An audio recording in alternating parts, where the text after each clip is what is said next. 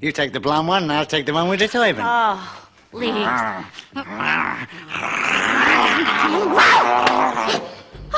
Stop that! Comedy. Preserved structures of the PBLO people. Everyone who comes to Mesa Verde looks up. They photograph the cliff city tucked into the rock. They marvel at the towers, and they drive home certain they have seen the whole thing. They are wrong because the real Mesa Verde, the part that completely rewrote what we know about the people who built it, was never up in those famous cliffs at all. It was hidden underground, sealed in the dark beneath the houses, directly under the feet of everyone who ever came to look. And what archaeologists finally pulled out of that buried world is not what anybody expected. The city across the gorge. Let me set the scene properly, because it matters more than people realize. It is deep winter on the Mesa Verde, a high green tableland slashed through by steep canyons. And the Wetherill family runs cattle across this hard country. Richard and Charlie are not archaeologists. They are working men out in the snow chasing strays. And what they stumble into instead is the largest cliff dwelling in all of North America. Of the 4,400 archaeological sites that have been identified in the area, one of the more famous is Cliff Palace on Chapin Mesa, sitting in its alcove as if the people had walked out of it yesterday. They called it Cliff Palace, and you can understand why it floored them. Towers, square rooms stacked 3 and 4 stories high, open plazas, walls of shaped sandstone fitted together by hands that had gone still 600 years before. To 2 men on horseback in a snowstorm, it looked like a frozen city, a place where people had lived and worked and then, for some reason no one could name, simply abandoned. And that very first impression, the obvious one, the one almost anybody would have, is exactly the thing that buried the real story for decades. Because they were reading Mesa Verde like a town. Houses, roofs, streets. They looked at the architecture you could see from across the canyon, and they assumed that was the whole point of the place. It was not. The most important rooms these people ever built were not the towers catching the cold winter light. They were the round ones sunk down into the ground. And almost nobody who came to gawk at the Cliff City for the next several decades gave them a second glance. Not yet. Not until someone finally started digging in the right direction. That same brutal winter, the Weathers kept exploring, picking their way along the canyon rims, and they found dwelling after dwelling tucked into the rock, places that would later carry names like Spruce Tree House and Square Tower House. Richard was the one who named Cliff Palace, and in those first frozen weeks of discovery, the family had no way of knowing they were standing at the front edge of something that would draw scientists, looters, and eventually an entire nation's attention for the next 130 years. The place everyone thinks they know. This is Cliff Palace, the largest cliff dwelling in North America, once inhabited by southwestern American Indians, now known as ancestral PBLO people who farmed on the mesa tops above. So let me tell you what we are actually dealing with here, because the scale is genuinely hard to hold in your head. Mesa Verde is not a ruin. It is more than 4,000 archaeological sites scattered across the mesa tops and canyon walls, including over 600 cliff dwellings. 600. Cliff Palace, the one that made the postcards, is just the most famous face of something enormous. The people who built all of this are called the ancestral Puebloans, and they were not passing through. They settled this region more than 1,400 years ago, somewhere around the 6th century, and they stayed for roughly 7 centuries. That is not a season or a generation. That is 20-some generations of human beings being born, farming corn and beans up on the mesa, raising children, burying their dead, and building, endlessly building, against one of the most unforgiving landscapes on the continent. In 1978, the wider world finally put a name to what they left behind, and Mesa Verde became one of the very first places anywhere on Earth named a UNESCO World Heritage Site. These cliff dwellings that were built under these natural alcoves protected these buildings from the elements for hundreds of years. You can see the original plaster and paint on the walls. Now here's the part one really want you to sit with. Almost everyone who comes to Mesa Verde does precisely what Weather and Mason did that day in the snow. They look up. They photograph the cliff houses. They walk the overlooks. They marvel at the towers. And they drive home believing they have seen it. And they have missed the heart of the place entirely because the center of this civilization, the part that actually tells you who these people were and what they believed, was never up in the cliffs catching the sun. It was below the surface. It had been there the entire time, directly under everyone's feet, quietly waiting for someone to think to look down. The first scientist in the ruins. It took a while for anyone to dig in the right direction. For a few years after 1888, Cliff Palace and its neighbors were mostly worked over by curiosity seekers, hauling out pottery and turquoise and whatever else would sell. Then, in 1891, a young Swedish scientist named Gustav Nordenskjöld did something almost no one had bothered to do. He treated the place like a site instead of a souvenir bin. Nordenskjöld measured. He photographed. He recorded where each thing was found instead of simply prying it loose and pocketing it. And as careful, methodical excavation slowly spread across Mesa Verde in the decades that followed, a strange pattern began to surface. Or to be precise about it, the pattern began to sink. Because the most significant structures these excavators kept turning up were not the visible houses at all. They were chambers built down into the earth, beneath the villages, beneath the daily foot traffic of ordinary life. And the easy assumptions, storage, basements, cellars, kept collapsing the closer anyone looked. These were not pits for stashing grain. They were not rough shelters. They were rooms built with something close to obsession, plastered and shaped, and returned to over and over for generations. The people of Mesa Verde had poured their very best work into spaces that almost no casual visitor would ever see. And to understand why a society would do that, you need exactly one word, a single word that cracks the whole site wide open. Kiva, what a kiva really was. A kiva is a room, usually circular, usually built partly or completely below the ground. Say it that flatly, and it sounds almost dull. It is the furthest thing from dull. In a Pueblo community, the kiva was among the most important spaces that existed anywhere. And it quietly did the work of about 5 of our buildings at once. Religious ceremony happened down there.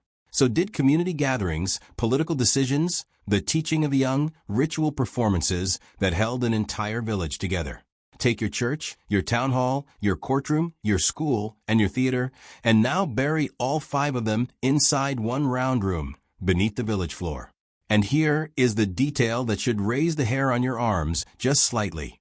The kiva was deliberately cut off from ordinary daily life. People did not cook supper down there.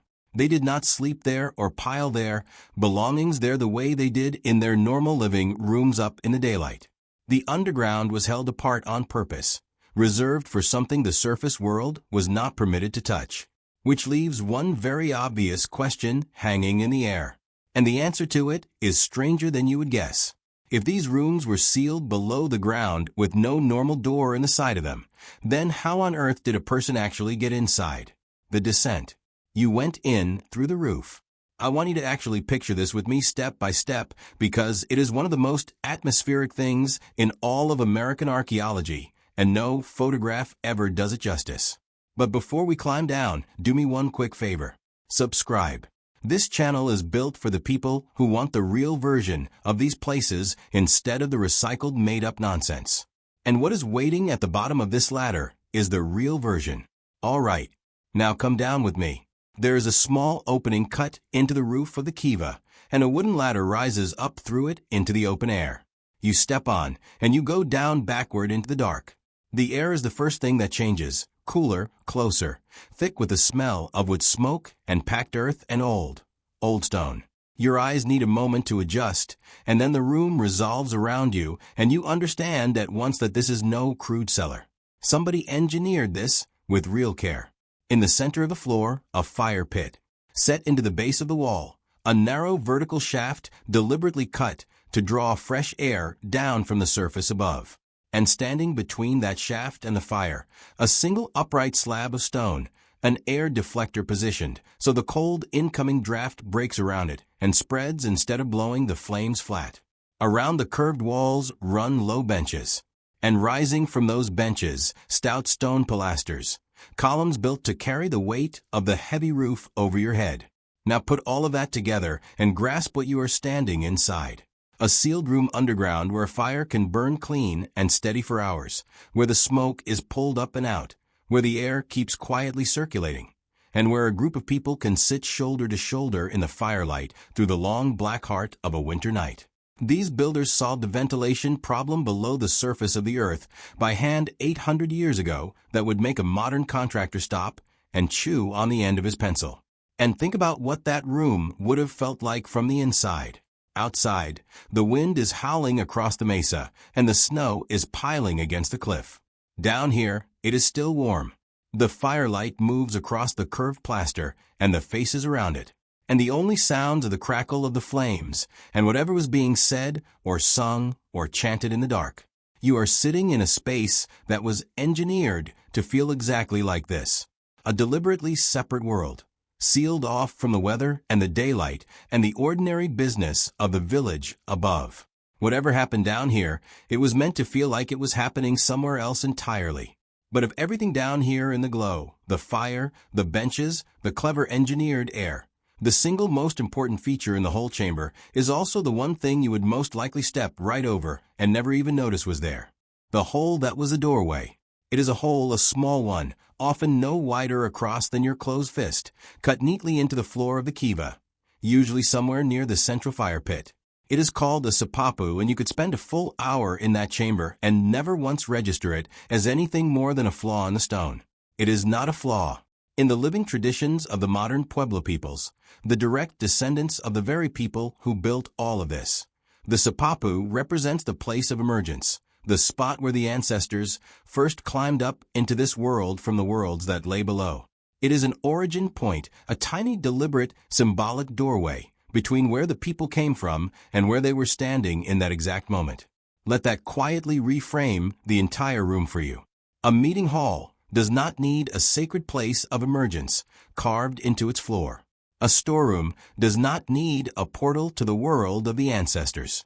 The presence of that one small hole tells you these underground chambers were never merely practical spaces for getting business done. They were where a community kept its deepest answers about where it came from and who it was. These people built their beliefs directly into the ground beneath them.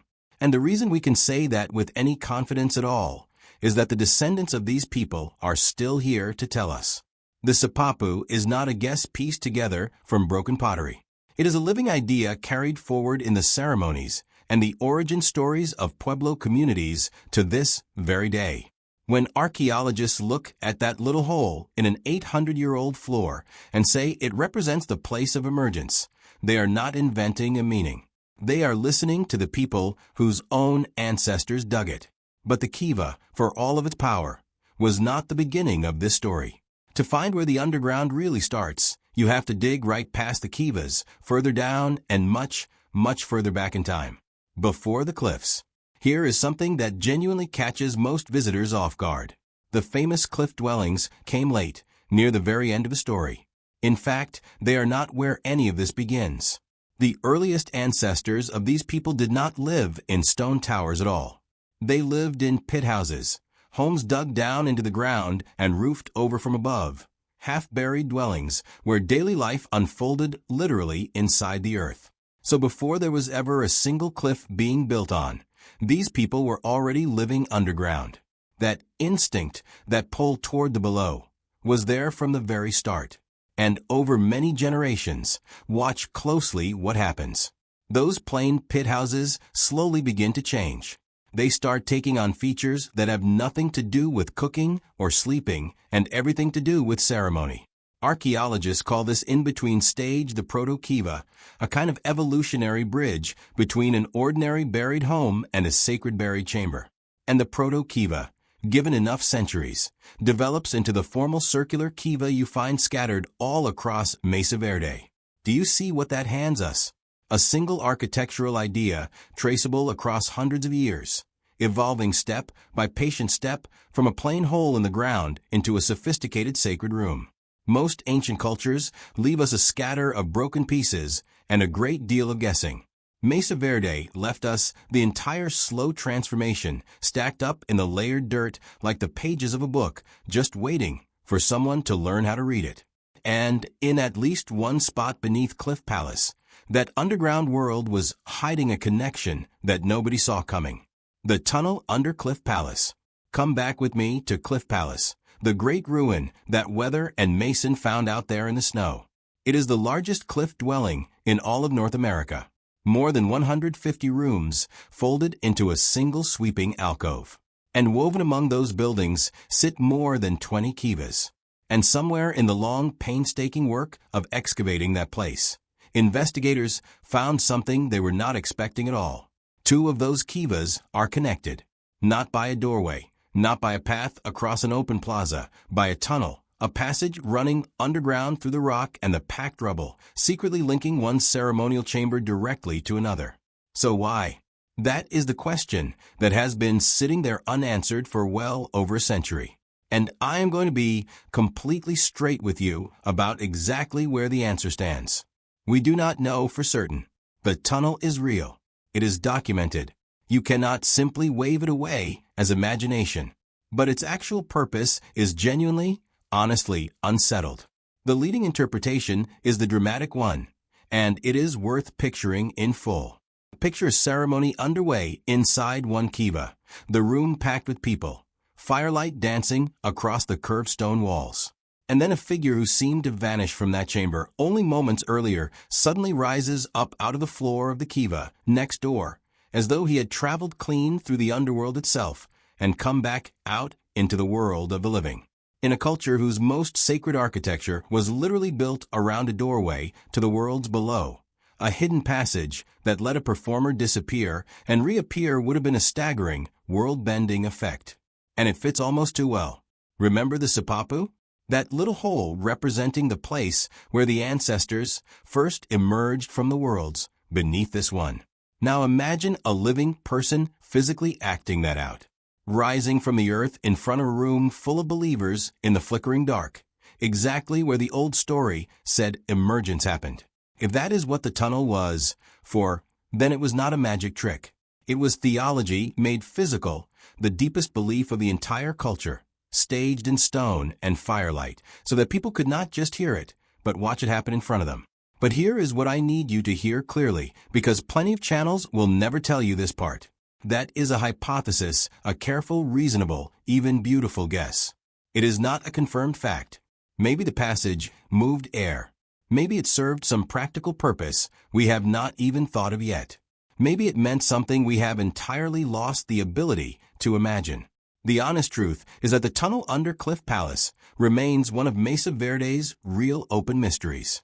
And anyone who tells you they know for certain exactly what it was for is selling you a confidence they simply do not have. One chamber for every few families. Now here is the detail that quietly reframes the entire site one more time. When archaeologists got serious about counting rooms across Mesa Verde, a ratio jumped straight out at them. Across many of these communities, you find roughly 1 kiva for every several living rooms. Sit with that for a moment, because it is far bigger than it first sounds. These ceremonial chambers were not rare. They were not some restricted privilege locked away for a tiny handful of priests or chiefs and hidden from everyone else. They were everywhere. Practically every little cluster of a few households had its own underground sacred room sunk right into the floor of the neighborhood. And on top of all those family-scale kivas, some communities also built far larger ones, what archaeologists call great kivas, big enough to gather many people from across an entire settlement together at once. So you had the intimate room for your own handful of families, and you had the grand room for the whole community when the moment called for it. What all of that tells you is that at Mesa Verde, the spiritual world and the everyday world were never kept in separate buildings on opposite ends of town. They were stacked directly on top of one another. People lived their ordinary lives, grinding corn, mending sandals, scolding their children, just a few feet directly above the rooms where that same community came to meet its gods. And there's something almost radical hidden in that arrangement when you set it beside how we tend to do things. We build our sacred spaces big and central and apart, a cathedral on the hill, a temple at the heart of the city, somewhere you travel to. These people did the opposite. They tucked the sacred underneath the ordinary, one small chamber per cluster of homes, so that holiness was not a destination you journeyed to on special days. It was the floor below your floor. It was always right there, woven into the most mundane corners of daily life, a few rungs of a ladder away at any hour. For roughly 700 years, this whole arrangement worked. The villages grew. The kivas multiplied.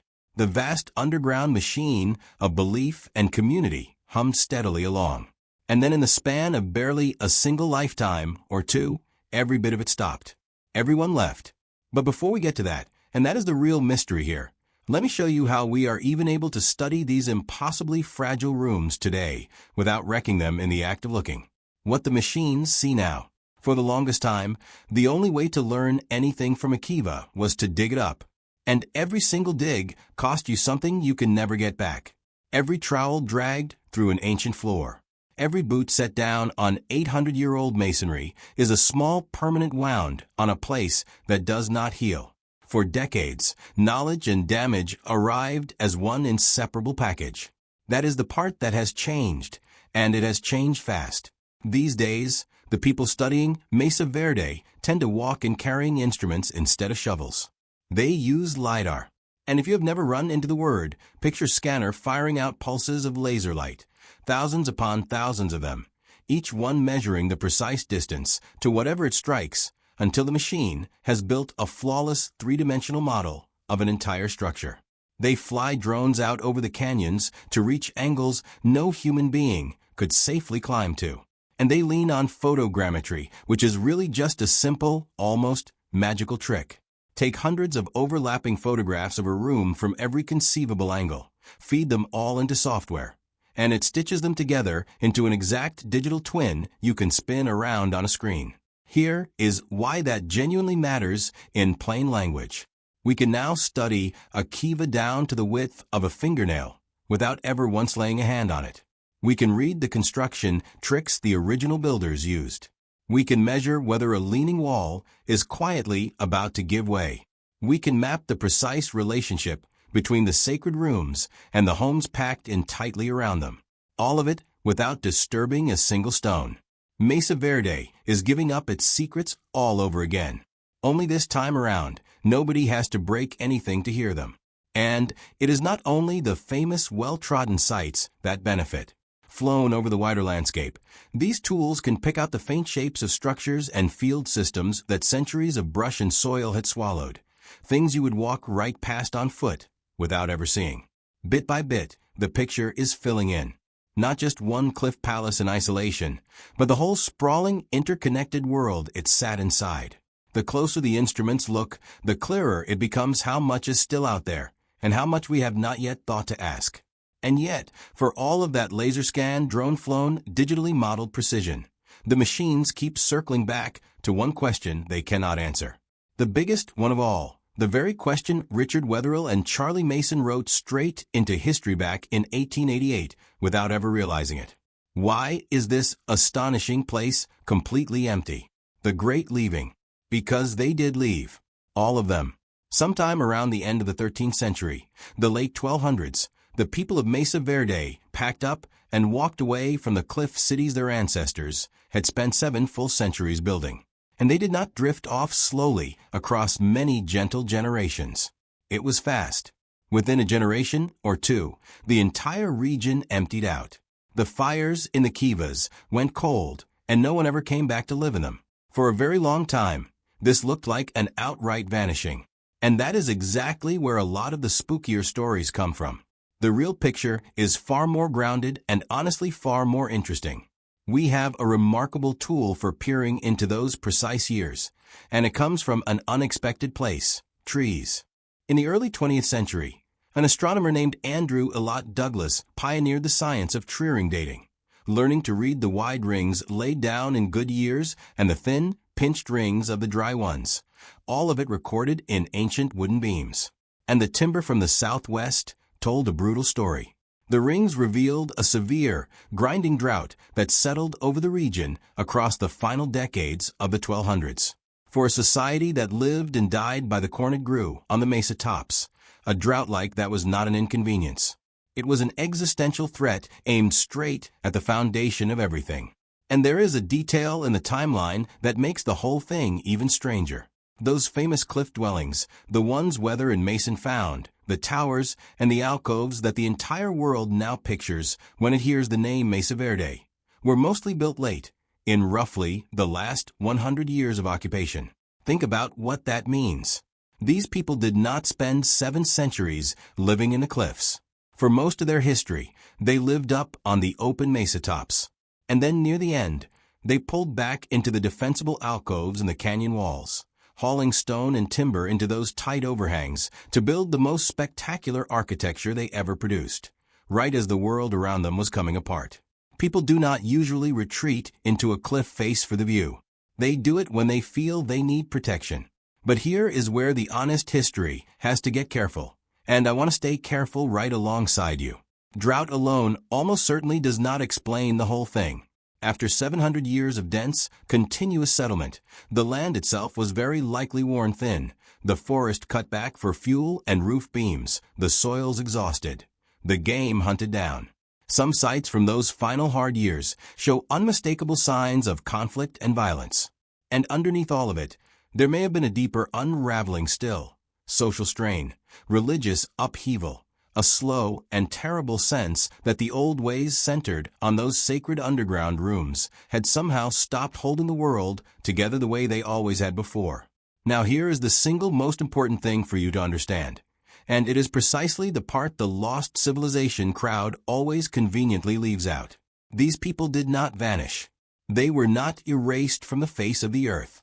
They migrated south and east toward the Rio Grande and the lands of the Hopi and the Zuni. And their descendants are alive and well right now today. The Pueblo peoples of the American Southwest are the living children of Mesa Verde. They never disappeared at all. They moved, and they carried the Sipapu and the Kivas and the old stories of emergence with them when they went. So the real mystery was never where everybody went. We have a fairly solid idea where they went. The mystery that still keeps archaeologists awake at night is why they left so completely and so suddenly. Why an entire people would walk away from the greatest stone cities on the whole continent and then never once return to live inside them again. We have pieces of the answer. We do not have all of it. And it is entirely possible we never will. The real hidden world. So let me finally clear up the things some of you have been bracing for this entire time.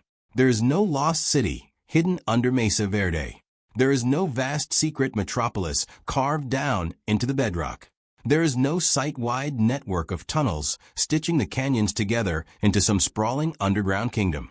If a video or a forum thread somewhere has tried to sell you that, it is not real. And the truth, as it so often turns out, is the better story anyway. Because there absolutely is a hidden world beneath Mesa Verde. It is simply not the one the myths promised you.